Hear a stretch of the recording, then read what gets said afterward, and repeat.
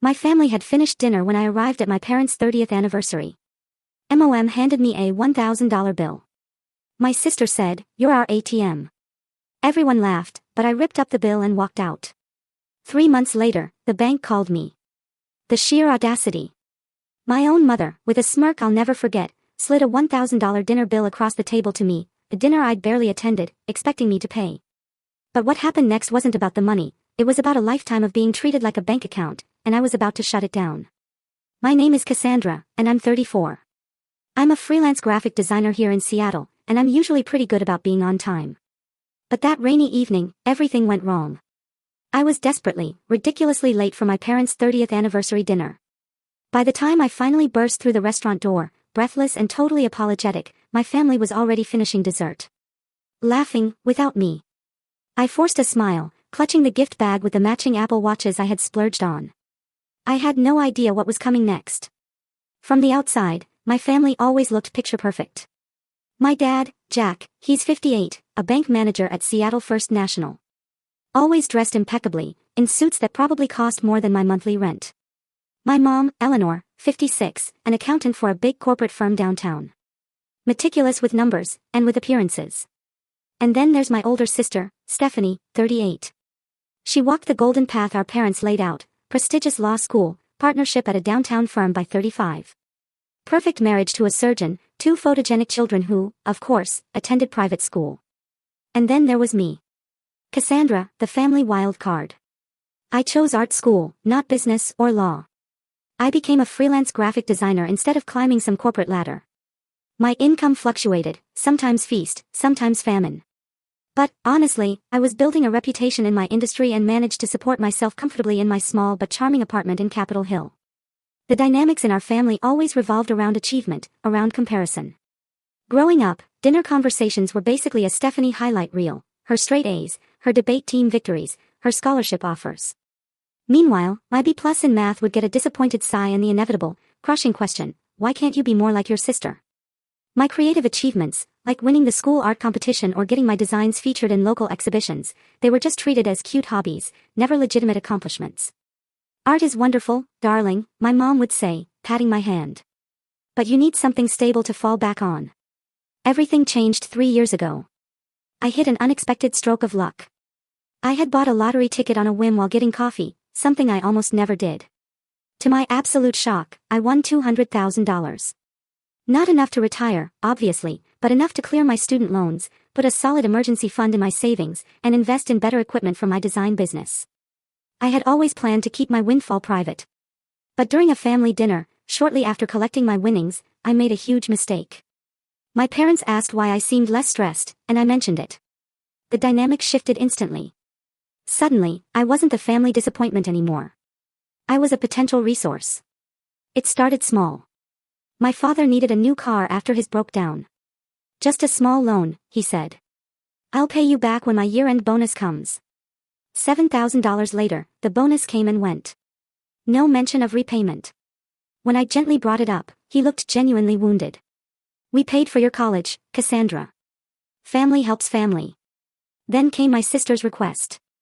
My niece, Emma, wanted to attend a prestigious summer camp for gifted children. $4,000 that Stephanie and her surgeon husband, somehow, couldn't spare from their vacation fund. It would mean so much to her, Stephanie said. And it's not like you have kids to spend on.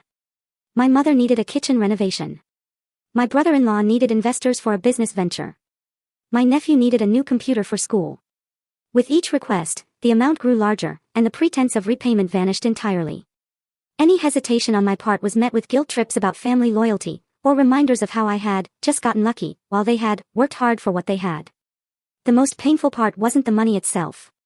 It was how clearly conditional their affection had become. Before my lottery win, I received obligatory birthday calls and occasional invitations to family gatherings.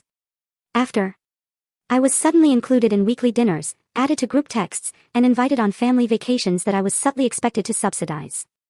Yet, despite repeatedly opening my wallet, I never felt truly welcomed or valued. Comments like, well, it's not like you have a family to support, or, at least your money is going to good use through us, were common. When I achieved a major professional milestone, landing a contract with a major tech company, my accomplishment was completely overshadowed by my nephew's soccer trophy at the same family dinner. Despite all this, I still craved their approval and acceptance. So, when my parents' 30th anniversary approached, I saw it as an opportunity. A chance to reconnect in a meaningful way. I spent weeks researching the perfect gift, eventually selecting matching Apple Watches that I knew they'd love but would never buy for themselves. I wrapped them beautifully, wrote heartfelt cards, and even practiced a short toast I hoped to give at dinner. I was determined to be early to the celebration dinner at Canlis, one of Seattle's most exclusive restaurants. I'd even bought a new dress for the occasion, a sophisticated navy blue number that cost more than I usually spent on clothes. I felt confident, hopeful that this milestone celebration might finally mark a new chapter in our family relationships. As I prepared to leave my apartment that evening, I felt genuinely excited. Despite our complicated history, they were still my family. I loved them. I wanted to celebrate their 30 years together, to honor the family they had created, even with its flaws. I checked my appearance one last time in the mirror, grabbed my keys and the carefully wrapped gift box, and headed out into what would become one of the most pivotal evenings of my adult life. What should have been a 20-minute drive to Canlis turned into a nightmare commute. Seattle's notorious traffic was exacerbated by a sudden downpour that reduced visibility to mere feet. I gripped the steering wheel tightly, anxiety mounting, as the digital clock on my dashboard mercilessly counted the minutes. Come on, I muttered, tapping my fingers impatiently as the line of red brake lights stretched endlessly before me. I was already 15 minutes late when I encountered the real problem. A 3-car pileup had traffic completely stopped on Aurora Avenue. Police lights flashed in the distance, and drivers ahead of me were turning off their engines, a sure sign we'd be there for a while. I immediately reached for my phone to call my mother. No answer. I tried my father. Straight to voicemail. Then Stephanie. Same thing. I even tried texting the family group chat, stuck in traffic due to accident. Will be late but on my way. The messages showed as delivered but remained unread. By the time I finally arrived at the restaurant, I was nearly an hour late. The maitre d' gave me a sympathetic smile as I rushed in, hair slightly frizzed from the rain despite my umbrella. The Williams party. Yes, they're in our lakeside private room. They've already been served the main course. My heart sank. I made my way through the elegant restaurant. When I entered the private dining room, the scene before me felt like walking into a party I hadn't been invited to. Everyone was there, my parents at the head of the table, Stephanie and her husband Daniel beside them, my niece and nephew, even my mother's sister, Aunt Patricia, and her husband. 8 places had been set. 1, presumably, for me. But no one had waited. They were all laughing at something my brother-in-law had said, forks clinking against plates of nearly finished dessert. My father was pouring more wine. No one noticed me standing in the doorway for several long seconds. It was my nephew who spotted me first. Oh, Aunt Cassie is here, he said, without much enthusiasm, barely looking up from his chocolate cake. Heads turned. My mother's expression shifted from laughter to a cool acknowledgement. Well, look who finally decided to join us. We thought you might not come at all.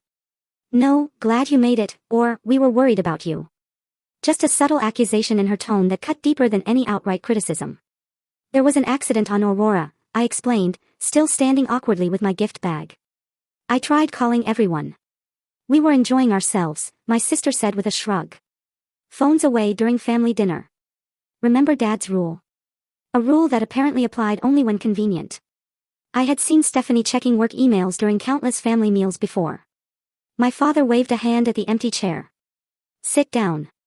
We'll see if the kitchen can make you something quickly. I slid into the seat, noticing the empty bread basket and water glasses around me. No one had saved me any appetizers. No one had thought to order on my behalf, despite knowing exactly what I would have chosen. I had been coming to Canlis with my family since childhood and always ordered the same thing, their famous truffle pasta. No need to trouble the kitchen, I said, forcing a smile. I'm just glad to be here for the celebration. I reached into my bag and pulled out the gift box wrapped in silver paper with a hand-calligraphed card attached. Happy anniversary, Mom and Dad. 30 years is an amazing accomplishment. My mother took the box with a polite, thank you, and set it aside without opening it. Shouldn't we open Cassandra's gift? My aunt suggested after an awkward pause. Oh, of course, my mother said, as if it had completely slipped her mind. She carefully unwrapped the paper while everyone watched. When she opened the box to reveal the 2 Apple Watches, there was a moment of genuine appreciation. These are very nice, my father commented, picking one up. They're the newest models, I explained eagerly. I got them engraved on the back with your wedding date, and they're already set up with your favorite fitness tracking app, since you both mentioned wanting to be more active. That's thoughtful, my mother said, but quickly closed the box and set it aside. Neither of them tried the watches on or looked at the engravings. The moment passed so quickly, I wondered if I had imagined their brief interest. Wait until you see what Stephanie and Daniel got them. My niece piped up. At 11 years old, Emma had already perfected her mother's talent for redirecting attention. Stephanie smiled smugly as she handed our parents an envelope. Inside were documents for a week-long, all-expenses-paid trip to Hawaii, including first-class airfare and a beachfront suite at the Four Seasons. "We know how much you both love Maui," Stephanie said, "and you deserve to be pampered." The reaction was immediate and effusive. My mother actually teared up, getting up to hug both Stephanie and Daniel. My father clapped his son-in-law on the shoulder with a hearty, "This is incredible, son." For the next 15 minutes, conversation revolved entirely around the Hawaii trip, which beaches they'd visit, restaurants they should try, activities they might enjoy. My gift sat forgotten on the side table, not even mentioned in the excited discussion. "That's the difference between having a real career and just doing freelance work," my sister's husband said in what he probably thought was a quiet aside to my father. But his voice carried clearly to where I Saturday, "When you make real money, you can do real gifts." No one contradicted him. No one defended me. My mother simply nodded in agreement while showing my aunt the resort photos on her phone. I sat silently, picking at the dessert someone had belatedly thought to offer me. The chocolate mousse tasted like ashes in my mouth. As the excitement over the Hawaii trip finally began to wane, my mother reached for her purse and pulled out a folded piece of paper. At first, I thought nothing of it, assuming it was perhaps another card or photo she wanted to share. I was wrong. "Before I forget," she said, her voice taking on a practical tone that immediately put me on edge. She unfolded what I now could see was a restaurant bill, smoothing it flat against the white tablecloth. "We need to settle the dinner check." My father nodded in agreement. "Quite a celebration we've had," he said proudly. I glanced at the bill from across the table, my eyes widening as I caught sight of the total at the bottom, a staggering $1,000. Even for Canlis, known as one of Seattle's most expensive restaurants, this seemed excessive for 8 people. "We reserved the private room and ordered the premium wine pairing," my mother explained, noticing my expression. "And of course, we had to order the full tasting menu for everyone, since it was a special occasion." She then did something that left me momentarily speechless. She slid the bill across the table, directly to me. "We thought you might like to take care of this, Cassandra," she said, with a smile that didn't quite reach her eyes. "Since you missed most of the dinner, it would be a nice way for you to contribute to the celebration." I stared at the bill, then back at my mother, waiting for someone to laugh and say it was all a joke. No one did. Instead, there was an expectant silence around the table. "You want me to pay for a dinner I barely attended?" I finally managed to ask, my voice smaller than I intended. "Well, we did reserve a spot for you," my father pointed out, as if that explained everything. "The restaurant charges by the person, and we had to pay for your place setting even though you were late. Plus, it's not like you have other expenses." My mother added. "No children to feed, no mortgage." Before I could respond, my sister Stephanie let out a short, sharp laugh. "Oh, come on, Cassie. Don't act so surprised. You've always been our family ATM since you won that money. Why stop now?" The table erupted in laughter. Even my niece and nephew joined in, though I doubted they fully understood the joke. My brother-in-law raised his wine glass in a mock toast, to Cassandra's good fortune, which we all get to enjoy. More laughter. More clinking glasses. I sat frozen. The $1,000 bill before me suddenly blurring as I fought back tears. 3 years of similar moments flashed through my mind, the loans that were never repaid, the gifts I was expected to provide, the vacations I had subsidized. Each request had been dressed up as a special circumstance, a one-time need, a family obligation. But Stephanie's casual comment had stripped away the pretense, revealing the brutal truth. I had been avoiding it. To them, I was not a daughter or a sister. I was a convenient source of funds. "Remember when she paid for Emma's entire summer camp without even hesitating?" my mother reminisced, as if I weren't sitting right there. $8,000 for 6 weeks. "And the new roof for the lake house last year," my father added. "That was what, 15,000? 22,000. I corrected quietly, but no one seemed to hear me. "Oh, and remember Christmas?" Stephanie continued, warming to the theme. "When she got everyone those ridiculously expensive gifts, and all we had for her was that scarf from Nordstrom Rack." My aunt, at least, had the decency to look uncomfortable. "Perhaps we should change the subject," she suggested. But my mother waved her concern away. "Oh, Cassandra knows we're just teasing. She's happy to help the family." Right, dear? All eyes turned to me expectantly. Not with gratitude or affection, but with entitled anticipation. I could see it clearly now. They were waiting for me to play my assigned role, the golden goose, the family ATM. I looked down at the $1,000 bill again, seeing it not just as a dinner check, but as a symbol of our entire relationship. They had been dining out on my generosity, both literally and figuratively, for years. And for what? Not for love or respect or true inclusion. Just for what I could provide. The realization hit me with physical force, like a punch to the chest. I had been buying their affection, and they had been selling me a counterfeit version of family love. Is that what I am to all of you? I asked, my voice steady despite the storm of emotions inside me. Just an ATM. There was an awkward pause before my father attempted damage control. Now, Cassandra, no one thinks of you that way. We're family. We support each other. Support each other. I repeated. When was the last time any of you supported me? When I landed the Microsoft contract last year, did anyone even remember to congratulate me the next day? When I was sick with pneumonia last winter, did anyone bring me soup or check on me? Silence descended over the table. My mother fidgeted with her napkin. My sister suddenly became very interested in her wine glass. I thought so, I said softly. It only goes one way, doesn't it? My brother-in-law cleared his throat. Look, if you're having money problems, just say so. No need to make a scene. That comment, with its complete misunderstanding of my point, was the final straw. I wasn't angry about the money itself. I was heartbroken about what it represented. A family that valued me only for what I could give them, not for who I was. The silence that followed my brother-in-law's tone-deaf comment stretched for what felt like minutes, but was probably only seconds. I could feel everyone's eyes on me, waiting to see how I would respond. Would I back down, as I always had before? Would I write the check with a forced smile to keep the peace? In that moment, something shifted inside me. A lifetime of seeking approval, of trying to earn love through generosity, of accepting scraps of affection in return for substantial financial support. It all crystallized into a single, clarifying thought: I deserved better than this. With deliberate calm, I picked up the $1,000 bill. My mother's expression relaxed slightly, assuming I was about to reach for my purse. Instead, I held the paper between both hands and slowly, methodically, began to tear it into pieces. The sound of ripping paper cut through the silence like a knife, first in half, then quarters, then smaller and smaller, until confetti-sized pieces fluttered onto the pristine white tablecloth. Cassandra. My mother gasped. What do you think you're doing? Have you lost your mind? My father demanded, his face flushing with anger. That bill needs to be paid. Then pay it yourselves, I replied, my voice steady and clear. I'm done being the family bank. I stood up, smoothing down my dress with hands that were surprisingly steady despite my racing heart. For 3 years, I have given and given. Money for renovations, money for vacations, money for cars and camps and college funds. Did any of you ever say thank you? Did anyone ever offer to pay me back? Did anyone even acknowledge that these were not obligations, but gifts from someone who hoped it might make you finally see her as worthy of your love? My sister rolled her eyes. Oh, please. Don't be so dramatic. We're family. Of course, we love you, Stephanie. Do you, Stephanie? I asked.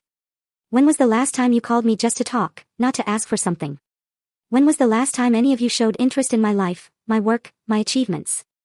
We're busy people, my mother said defensively. We have responsibilities, careers, children. And I don't. I countered.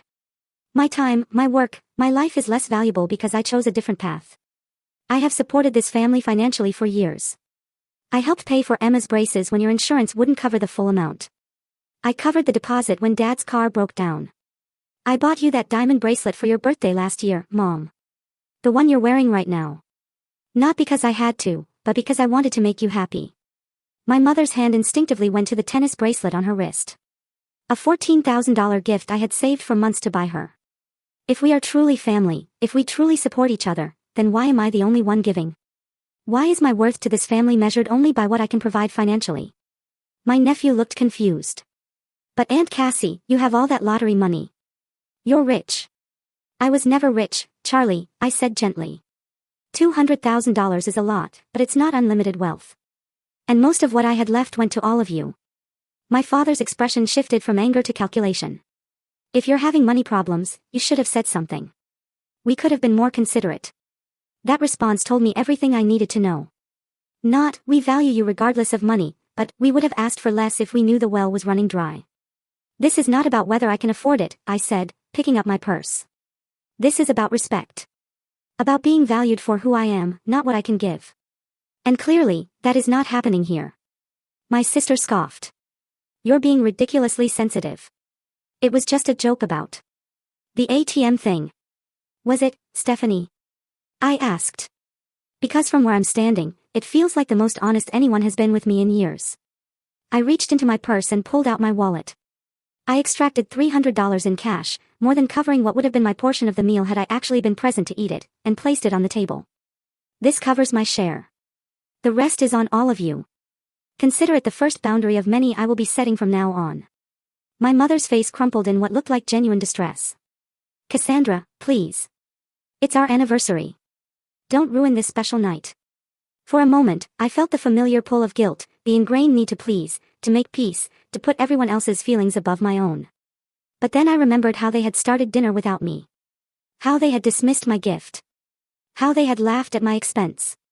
I think the night was ruined long before I got here, I said quietly. Happy anniversary. I hope the next 30 years bring you wisdom to match your longevity. With that, I turned and walked toward the door. My father called after me, his voice sharp with authority. Cassandra Williams, you get back here right now. We are not finished discussing this. I paused at the doorway, looking back one last time at the family tableau. My parents' angry faces, my sister's contemptuous eye roll, my brother-in-law's smirk, my niece and nephew's confusion, my aunt and uncle's uncomfortable silence. Actually, Dad, I replied. I think we are. And then I walked out, each step feeling simultaneously like the heaviest and lightest movement of my life. Heavy with the finality of what had just happened. Light with a sudden, unexpected liberation of speaking my truth. As I drove home through the rain-slicked streets of Seattle, tears streamed down my face. But they were not entirely tears of sadness. There was relief there, too. And something else I hadn't felt in a long time when thinking about my family, pride. Pride in finally standing up for myself, in refusing to be defined by their limited perception of my worth. By the time I reached my apartment, I felt both emotionally drained and strangely energized. I kicked off my heels, poured myself a glass of wine, and sat by the window, watching the city lights shimmer through the rain. For the first time in years, I felt truly seen by my family, even if what they saw was someone they could no longer manipulate. I raised my glass in a solitary toast. To boundaries, I whispered to the empty room, and to whatever comes next. The 3 months following that fateful anniversary dinner were both the most difficult and most transformative of my adult life. I maintained complete radio silence with my family, a decision that was simultaneously painful and liberating. The first few weeks were the hardest, filled with moments of doubt and waves of guilt that would wash over me unexpectedly, usually late at night when my defenses were down. Had I overreacted? Was tearing up the bill a childish gesture? Should I have handled things differently? These questions plagued me, along with the deeply ingrained belief that turning away from family, no matter how toxic the relationship was somehow fundamentally wrong. My phone became both a source of anxiety and disappointment. Sometimes it would light up with texts or calls from my parents or Stephanie, and my heart would race with hope that perhaps there would be an apology, an acknowledgement, a desire to make amends. But each message followed the same pattern. No recognition of what had happened. No accountability for their behavior. Just attempts to pull me back into the old dynamic. From my mother, your father and I are considering renovating the lake house kitchen. Since you have such good taste, we thought you might want to contribute to the new appliances. Call me back. From Stephanie, Emma's birthday is next month. She wants that expensive drawing tablet. The one you mentioned once. I told her you'd probably get it for her. Let me know. From my father, the Hawaii trip is coming up. Your mother thought you might want to send us some spending money as an anniversary gift since you ruined the dinner. Think about it. Each message confirmed that I had made the right decision. Yet, they still stung. They showed me just how deeply entrenched the pattern was, how my family saw me primarily as a resource rather than a person with feelings and boundaries. Rather than sinking into isolation, I channeled my energy into rebuilding my life on my own terms. I took on new design projects that challenged me creatively, pushing myself to grow professionally in ways I had been too emotionally drained to attempt before. I joined a local art collective where I met other creative professionals who valued my input and respected my work. Most importantly, I started seeing a therapist, Dr. Leanne Matthews, who specialized in family dynamics and boundary setting. Our weekly sessions became an anchor in my new reality, a safe space to unpack decades of emotional manipulation and conditional love. What you are experiencing is grief, Dr. Matthews explained during one particularly difficult session. Not just for the relationship you have lost, but for the relationship you never had and always wanted. Those words hit home in a profound way. I was mourning the family I had always hoped we could be, the love I had tried to buy but could never truly obtain. Family relationships shouldn't be transactional, she continued. Genuine love doesn't come with a price tag. We worked together on exercises to help me recognize my own worth independent of external validation. To understand that setting boundaries was not selfish, but necessary for healthy relationships. I learned to identify the difference between guilt as a manipulation tool and genuine remorse as a catalyst for change. My mother left voicemails that veered between guilt tripping, "I can't believe you would treat your own mother this way after all I've done for you," and angry accusations, "You always were the selfish one, even as a child." My sister's tactics were more direct, "You're being ridiculous, Cassie." So we made a few jokes about money. Get over yourself and grow up. Not once did any of them say, "I'm sorry," or "I miss you," or "What can we do to make this right?" Their concern seemed focused entirely on the loss of what I could give them, not the loss of me as a person they loved. Around this time, I met Grace Chen at one of the art collective's community events. She was a photographer who had recently moved to Seattle from Chicago, and we bonded over shared creative frustrations and midnight coffee. When I cautiously shared some of what I was going through with my family, expecting the usual platitudes about blood being thicker than water, her response surprised me. "My parents tried to control me through money for years," she said matter-of-factly. "They paid for my college on the condition that I studied business instead of photography. When I finally changed my major in junior year, they cut me off completely. No warning, no discussion, just financial abandonment." "What did you do?" I asked, amazed by her calm recounting of something so painful. "I got 3 jobs, took out loans, and finished my degree. It was the hardest thing I've ever done, but also the most important. It taught me that their money was never support, it was control." Grace became a crucial part of my support system. Someone who understood firsthand the complicated intersection of family and finances.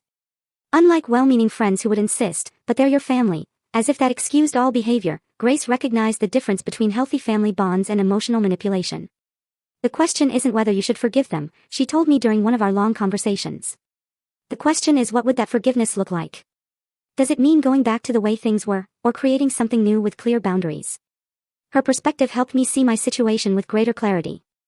I didn't have to choose between cutting my family off forever or returning to being their financial safety net. There was potential for a middle path, but it would require them to recognize the problem and be willing to change. As the weeks passed, I found myself growing stronger and more centered. The guilt that had initially consumed me began to recede, replaced by a quiet confidence in my decision. I started sleeping better, waking without the immediate weight of family obligation pressing on my chest. I rediscovered old passions I had abandoned. Took a ceramics class, went hiking with new friends, and even started dating again. My life was becoming my own in a way it never had been before, shaped by my choices rather than by the expectations and demands of others. There was loneliness sometimes, particularly during holidays or when I would see families laughing together in restaurants or parks. But it was a clean loneliness, uncomplicated by manipulation or conditional acceptance. By the 3rd month of my self-imposed family exile, the constant barrage of calls and texts had slowed to a trickle. Perhaps they had finally accepted that I was serious. Or perhaps they had simply found other sources of financial support. Whatever the reason, I was grateful for the respite, for the chance to continue healing without constant reopening of the wound. And then, on an ordinary Tuesday morning, as I sat at my desk working on a brand design for a new client, my phone rang with a number I didn't recognize. Little did I know that this call would force me to confront my family situation in a way I never could have anticipated. "Is this Cassandra Williams?" The voice on the other end of the line was professional, with a note of gravity that immediately put me on alert. "Yes, this is she," I replied cautiously, saving my design work and giving the call my full attention. "This is Thomas Brennan, Senior Credit Manager at First Security Bank. I need to speak with you regarding some unusual activity on your accounts. Do you have a few minutes to discuss this matter privately?" My stomach dropped. Had I been hacked? With all the other stress in my life, financial fraud was the last thing I needed. "Yes, of course," I said, moving from my desk to the living room sofa for more comfort during what I suspected would be a stressful conversation. "What kind of unusual activity are we talking about?" There was a brief pause before Mr. Brennan continued, "Miss Williams, our fraud detection system flagged an attempt to open a new credit account in your name. The application was submitted last Thursday with your social security number, date of birth, and other personal information, but certain discrepancies triggered our security protocols." "I have not applied for any new credit accounts," I confirmed, my anxiety rising. Was someone trying to steal my identity? That appears to be the case, he replied. However, this situation is somewhat delicate. Our investigation indicates that the application was submitted by someone you know. The primary applicant was listed as Jack Williams, with you as a co-authorized user, but the signature purporting to be yours failed our verification process. The room seemed to tilt sideways as the implication of his words sank in. Jack Williams, that's my father. Yes, Mr. Brennan confirmed, his tone softening slightly. I'm sorry to be the bearer of this news, Miss Williams, but it appears that your father attempted to open a joint credit line with a $25,000 limit using your personal information without your authorization. When we called the contact number on the application to verify some details, the individual identifying himself as Jack Williams became agitated and insisted the application was legitimate. I pressed my fingertips against my closed eyelids, trying to process this information. My own father had attempted to commit identity theft against me. The betrayal cut deeper than I could have imagined. The application included copies of what appeared to be your driver's license and social security card, Mr. Brennan continued.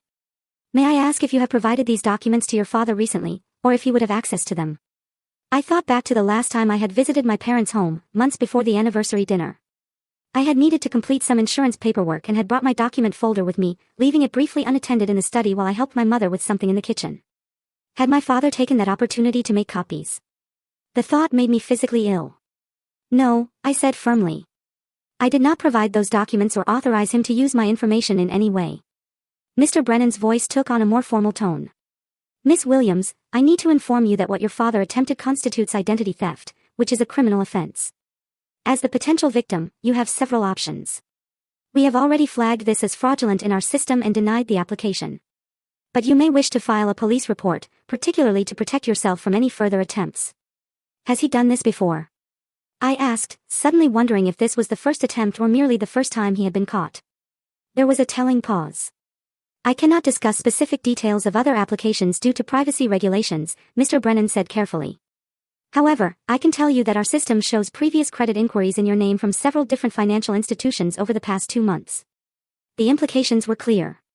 This was not a one-time desperate act, but a pattern of behavior. My father had been systematically trying to use my identity to access credit, likely since I had cut off contact after the anniversary dinner. What do I need to do to protect myself? I asked, reaching for a notepad to write down instructions. Mr. Brennan was thorough and compassionate as he outlined the steps: place a fraud alert on my credit reports, consider a credit freeze, monitor my accounts closely, change passwords, and consider filing a police report. He even offered to connect me with the bank's identity theft response team for additional support. As we neared the end of the conversation, he hesitated before adding, Miss Williams, I hope you don't mind me saying this, but we see these situations more often than people realize when they involve family members. They can be particularly complicated emotionally. Please don't hesitate to reach out if you need any assistance navigating this process. After thanking him and ending the call, I sat motionless on my sofa. The notepad of security steps clutched in my hand. The afternoon sun streamed through my windows, casting everything in a golden light that felt at odds with the darkness of what I had just learned. My own father had not just tried to take advantage of my generosity. He had crossed the line into criminal behavior. Had he always seen me this way?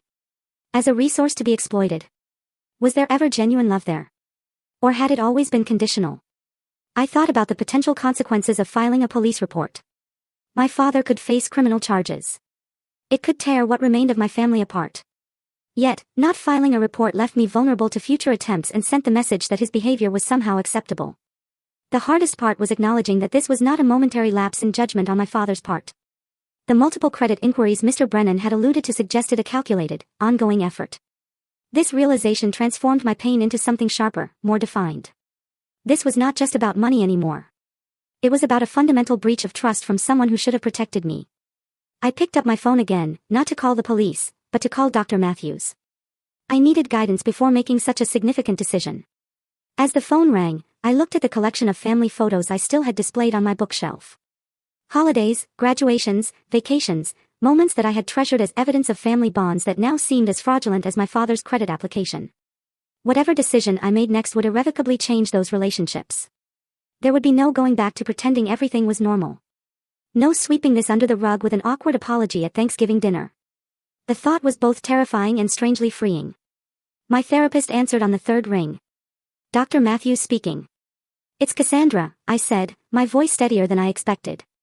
Something has happened with my father, and I need to talk through my options. As I began to explain the situation, I realized I was entering yet another phase of this painful journey with my family. But for the first time, I was approaching it with clear eyes, free from the fog of guilt and obligation that had clouded my judgment for so long. After lengthy discussions with Dr. Matthews and careful consideration of all my options, I made a decision that honored both my need for self-protection and my complicated feelings about my family.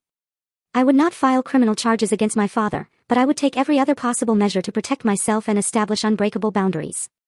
I started by putting a complete freeze on my credit at all 3 major bureaus, making it impossible for anyone, including my father, to open new accounts in my name. I changed all my passwords, set up fraud alerts, and even went so far as to have my mail delivered to a private post office box rather than my apartment. Then came the hardest part, confronting my family with what I knew. Rather than calling or meeting in person, which would have given them the opportunity to manipulate the narrative through tears or accusations, I wrote a detailed email and sent it to my parents, my sister, and my aunt and uncle, laying out exactly what had happened. I have recently discovered that Dad attempted to commit identity theft by opening credit accounts in my name without my knowledge or consent, I wrote. This is not only a profound betrayal of trust, but also a criminal act. While I have chosen not to press charges out of consideration for our family, I want everyone to understand that this crosses a line that cannot be uncrossed. I am implementing complete financial protection measures and will have no further contact with anyone who minimizes, excuses, or enables this behavior. The responses came quickly and followed predictable patterns.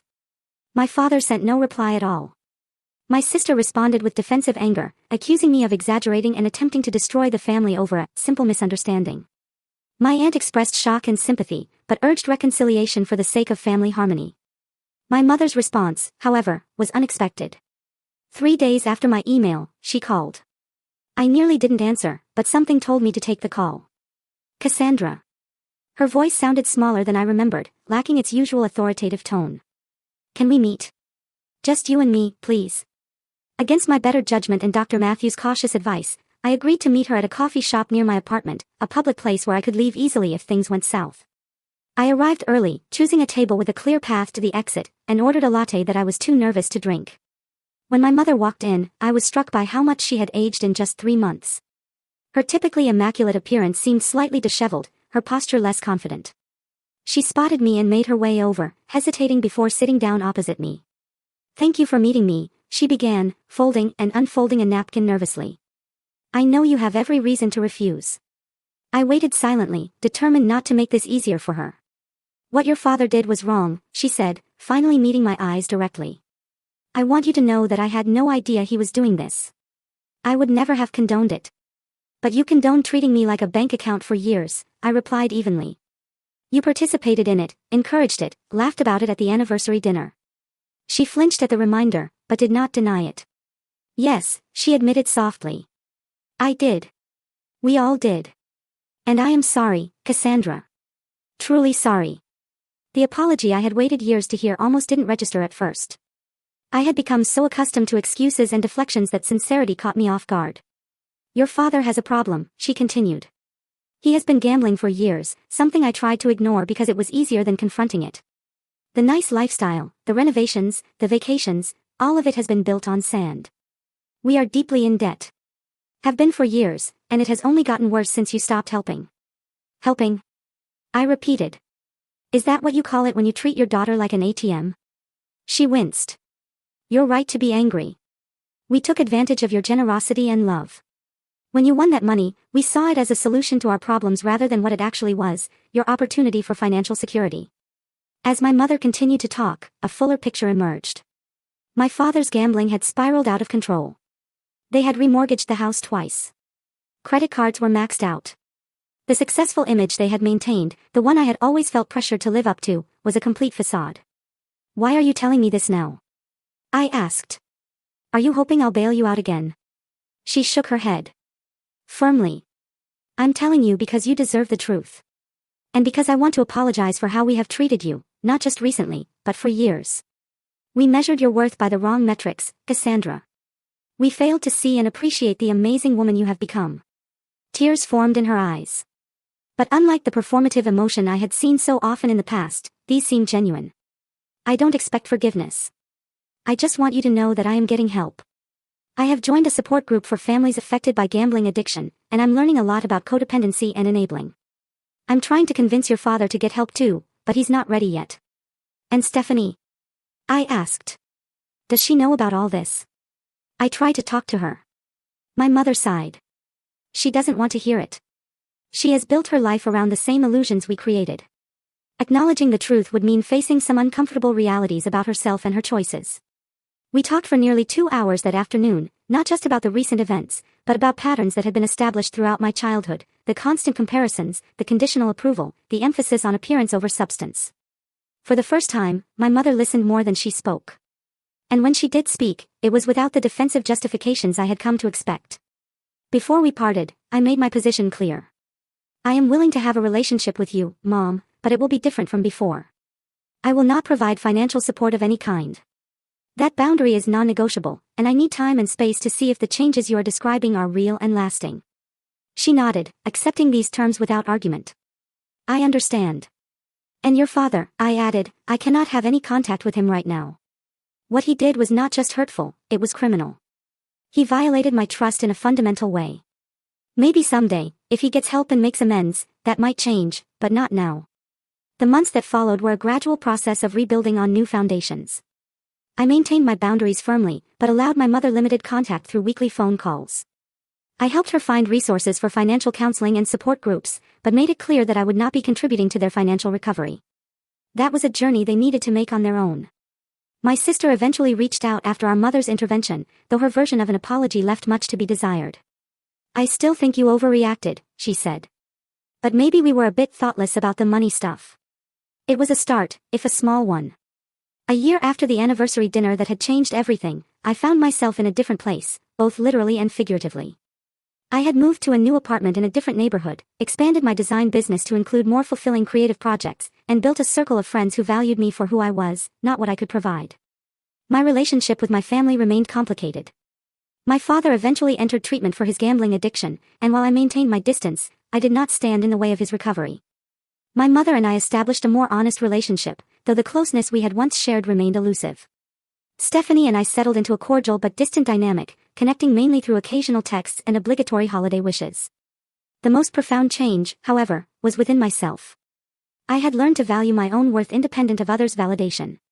I had discovered that setting boundaries was not an act of cruelty, but an act of self-respect. I had found that family could be defined by choice and quality of connection rather than merely by blood. On the anniversary of that fateful dinner, I took myself out to a nice restaurant, sat at a table for one, and ordered exactly what I wanted. As I raised a glass of champagne in a solitary toast, I reflected on the painful but necessary journey of the past year and the wisdom it had brought me. True love, I had learned, never comes with a price tag. It cannot be bought or sold.